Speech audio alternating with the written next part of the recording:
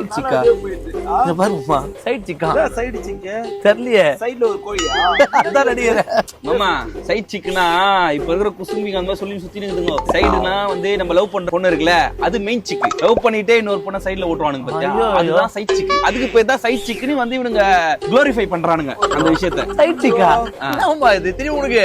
எனக்கு தெரியாத கேக்குறேன். இப்போ அதெல்லாம் வந்து ஓப்பனாவே சொல்ல ஆரம்பிச்சாங்க. ஓப்பனா நான் மெயினா உன்னை ஓட்டுறேன், சைடுல உன்னை ஓட்டுறேன், சைடுல ஒண்ணு ஓட்டுறேன் அந்த மாதிரி வந்து அதை வந்து நம்ம இப்ப ஓட்டுறோம் கிட்டுறோம்ன்றல அதை வந்து இந்த 2K கிட்ஸ் வந்து அதை வந்து பேர் வச்சிருக்காங்க.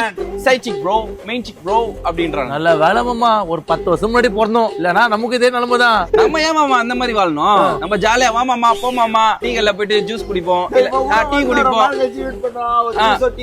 இல்ல ஏதோ ஒரு தம் அடிப்போம், அவ்வளவுதான். மிஞ்சி போனா அதான் பண்ணும். இப்பெல்லாம் பாரு நார்மலா வந்து அது ஈஸியா கேட்டுறானுங்க. ப்ரோ ஸ்கோர் பண்ணலாமா, ஸ்கோரிங் தான், ஜாயின் அடிக்கலாமா, மெத்து இருக்கா, ட்ரை பண்ணிருக்கீங்களா, அத வந்து ரொம்ப மெத்த கெத்தா சொல்றாங்க. மெத்த கெத்தா சொல்ற பெருமையா பேசுறாங்க. பண்ண மாட்டோம்னா நம்ம வந்து கெட்ட வார்த்தை பேசுறதோட ஓகே, அந்த கெட்ட பழக்கத்தை வந்து ஒருத்தன் நீ வந்து அது பெருமையா பேசி அவன் பண்ணலனா அசிங்கப்படுத்துற. அவன் கெட்ட பழக்கம் பண்ணனா அவனுக்கு பிடிக்கல, பண்ணாத கெத்து நினைக்கிறாங்க. அது பண்ணா கெத்து நினைக்கிற, அப்போ பண்ணாதவன நீ வெத்து நினைக்கிற. எப்படி அது? அவன் உன்னோட கெத்தா இருப்பான்ல, அவன் அமைதியா இருக்கிறான்னா வேற மாதிரி ஒரு சம்பவம் பண்ணிருப்பான். நீ எதுவுமே இல்ல, கப்பிங்க தான் இந்த மாதிரி பேசும்.